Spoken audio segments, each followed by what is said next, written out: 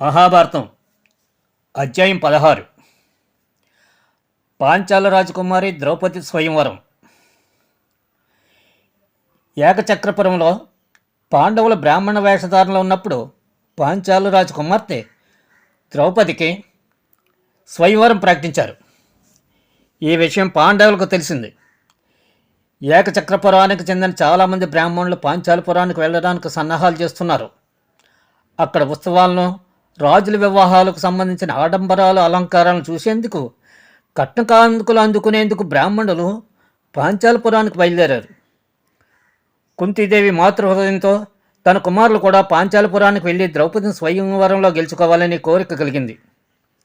ఆ విషయమే యుధిష్ఠిరుడితో ప్రస్తావించింది.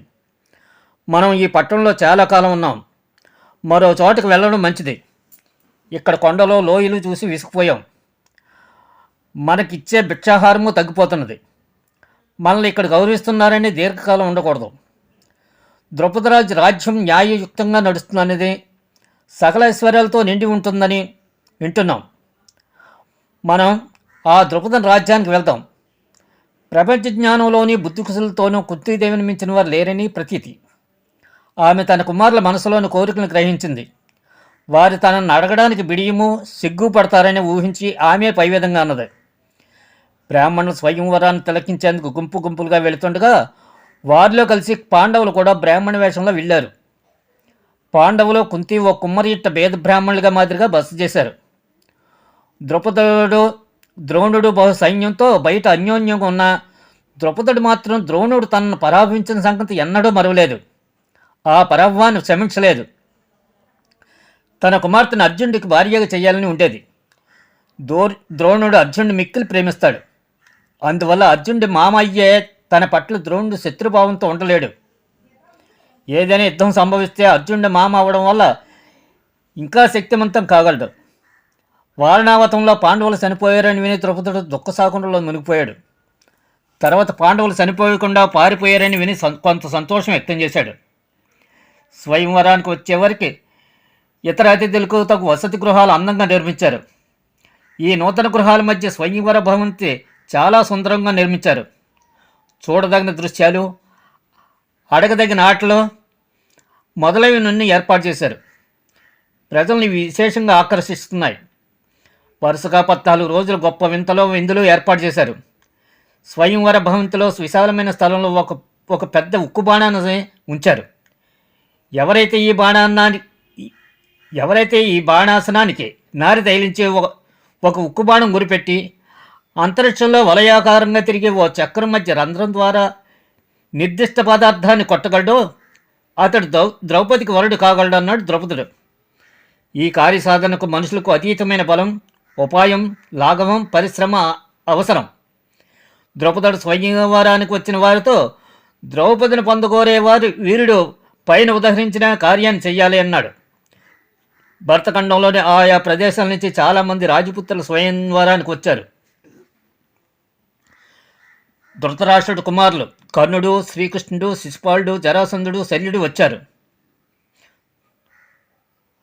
స్వయంవరంలో పాల్గొనేవారే కాకుండా దాన్ని తిలకించడానికి వచ్చిన వారిలో కూడా అతిరథ మహారాజులు ఉన్నారు.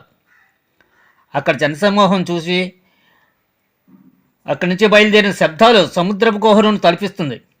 ఆ హోరుని మించి వివాహ మంగళ వాయిద్యాలు మొదలయ్యాయి. ద్రౌపది భద్రగజంపై ఆశీస్సును రాలై ఉండగా అన్న దృష్టద్యుమ్నుడు ముందుగా అశ్వారూఢే బయలుదేరాడు. ద్రౌపది మంగళ స్నానం ఆడి నూతన పట్టు వస్త్రాలను ధరించింది. ఏనుగుని దిగి స్వయంవర స్థలానికి వచ్చింది. వరపూలమాలను పట్టుకుని సిగ్గు దొంతటలతో ఓరచూపులతో స్వయంవరానికి వచ్చిన రాజకుమారులు చూస్తుంది. రాజకుమారులు ఆమె సౌందర్యానికి ముగ్ధులై అలాగే చూస్తుండిపోయారు. ఆమె వేదికెక్కింది. బ్రాహ్మణుల మంత్రోచ్చారణతోని, అగ్నిహోత్ర హోమాములతోని స్థలమంతా ధ్వనిస్తుంది. శాంతి వచనాలు పలికాక గీతాలను ఆలపించారు. దృష్టద్యుమ్నుడు చెల్లెలు ద్రౌపది చేయబట్టుకుని స్వయంవర స్థలం మధ్య భాగానికి తీసుకొచ్చాడు. అతడి బిగ్గరగా, ఈ సభలో కూర్చున్న ఓ రాజపుత్రులారా, దయచేసి వినండి. ఇక్కడ శరాసనం ఉంది. పైన గురిపెట్టి కొట్టడానికి నిర్దిష్ట వస్తువు ఉంది. ఇక్కడ బాణాలు ఉన్నాయి. తిరుగుతున్న చక్రం మధ్యలో ఉన్న రత్నం ద్వారా 5 బాణాలు వరుసగా వదిలి గురి తప్పకుండా నిర్దిష్ట జీవ పదార్థాన్ని పడగొట్టాలి. అలా పడగొట్టినవాడు మంచి కుటుంబీకుడే ఉండాలి, సుముఖుడై కూడా ఉండాలి. అప్పుడే నా చెల్లిని పొందగలుగుతారు అన్నాడు. తర్వాత దృష్టిద్రుమ్యుడు అక్కడ కూర్చున్న రాజుల పేర్లను వారి కులగోత్రాలను చెప్పాడు. స్వయంవరానికి వచ్చిన రాజపుత్రులు ఒకరి తర్వాత ఒకరు లేచి శరాసనానికి నారి బిగించడానికి ప్రయత్నించి విఫలమయ్యారు.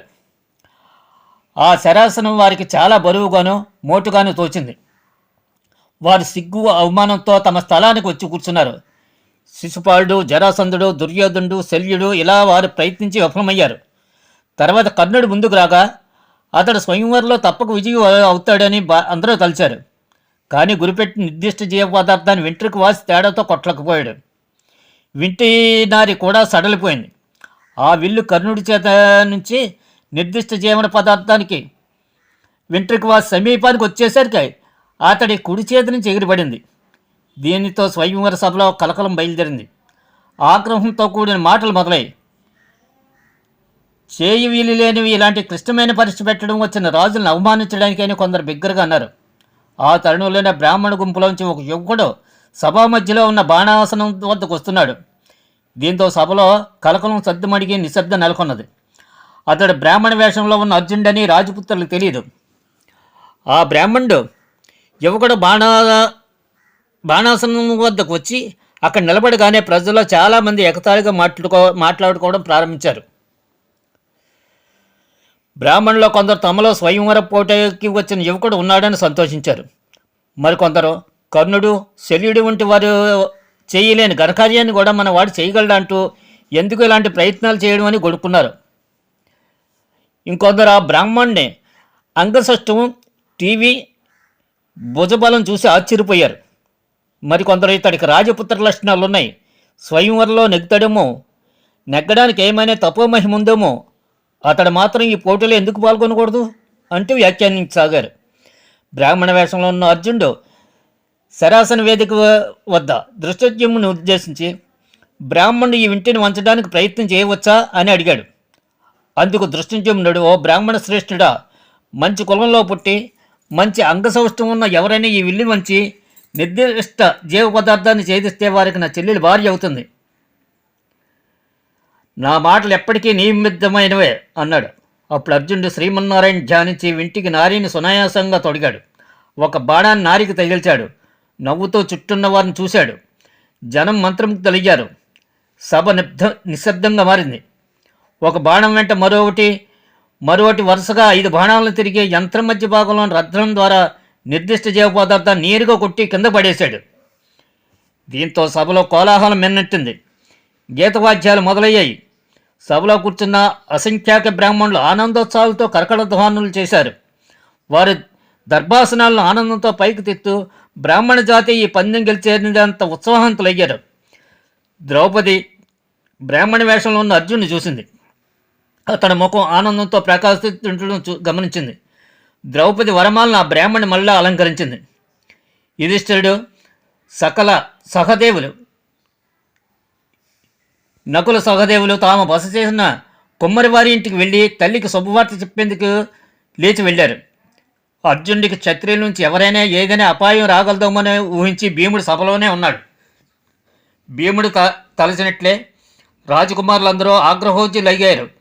స్వయంవరం ప్రక్రియ వరుణ్ణించుకోవడం ఈ బ్రాహ్మణ కులంలో లేనివి. ఈమె ఒక రాజకుమారుని పెళ్ళాడడానికి ఇష్టం లేకపోతే ఆమె అవివాహితగా అగ్నిలో దూకి మరణించాలి. బ్రాహ్మణుడు ఆమెను ఎలా వివాహం ఆడతాడు? ఈ వివాహ కార్యం సరికాదు. ఈ పరిణయం చల్లదని మనమందరం చెప్పాలి. రాజధర్మాన్ని నిలుపుతూ స్వయంవర ప్రక్రియ మాసిపోకుండా చూడాలి అని తలా ఒక మాట అనడం ప్రారంభించారు. అక్కడ ఒక యుద్ధ వాతావరణం ఏర్పడింది.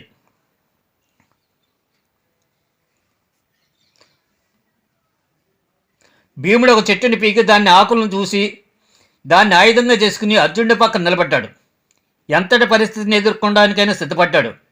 భీముడు కూడా బ్రాహ్మణ వేషంలోనే ఉన్నాడు. కృష్ణుడు, బలరాముడు ఆగ్రహం వ్యక్తం చేస్తున్న రాజకుమారును శాంతింపజేసే ప్రయత్నం చేస్తున్నారు. అర్జునుడు ద్రౌపదిని తీసుకుని తాను బస చేస్తున్న కుమ్మరింటికి తీసుకువెళ్ళాడు. భీమార్జునులు ద్రౌపదిని తమ బసకు తీసుకుని వెళ్తుండగా దృష్టజ్యుమ్నుడు వారికి కనిపించకుండా అనుసరించాడు. అక్కడ అతడు చూసిన దృశ్యానికి ఆనందపరసుడయ్యాడు. వెంటనే తండ్రి వద్దకు వెళ్ళి నేను వారి కనపడకుండా చెల్లిని అనుసరించాను. తండ్రి, వారి పాండవులని నా అనుమానం. అక్కడ 5 బ్రాహ్మణ యువకులు ఒక గౌరవనీయురాలైన గౌరవనీయురాలైన స్త్రీని చూశాను. ఆమె కుంతీదేవి అయి ఉంటుందన్నాడు. బ్రాహ్మణ వేషాల్లో ఉన్న మహిళను 5 అన్నదమ్ముల్లోనూ తన రాజప్రసాదానికి ఆహ్వానించారు ద్రౌపదుడు. వారు తాము పాండవులమని ద్రౌపదుడికి చెప్పారు. తాము 5 ద్రౌపదిని వివాహం ఆడడానికి నిశ్చయించామని కూడా చెప్పారు. వారి పాండవులని తెలుసుకున్నాక ద్రోణుడి విషయమే ద్రౌపదుడిలో ఉన్న భయాందోళన పోయింది. కానీ పాండవులు 5 ద్రౌపదిని వివాహం ఆడతానన్న అంశంపై చికాకు పడ్డాడు. దానికి అంగీకరించలేదు. ఇది అధర్మం. ఈ ఊహ మీకు ఎలా వచ్చింది? ఈ ఊహ నీతి బాహ్యమైంది. ఇది వెరకన్నాడు కనీ విని ఎరుగుందన్నాడు ద్రౌపదుడు. యుధిష్ఠిరుడు అందుకుంటూ, ఓ రాజా, దయ ఉంచి మమ్మల్ని క్షమించు. ఒకనొక క్లిష్ట పరిస్థితుల్లో మేము ఉండగా ఏదైనా సంభవిస్తే అందరూ సమంగా పంచుకుని అనుభవించాలని ఒట్టి పెట్టుకున్నాం. కనుక ఆ ప్రతిజ్ఞను వీడబోం. మా తల్లి మమ్మల్ని అలా ఆజ్ఞాపించింది అన్నాడు. చివరికి ద్రౌపదుడు అంగీకరించాడు. ఆ వివాహ మహోత్సవం ఘనంగా జరిగింది.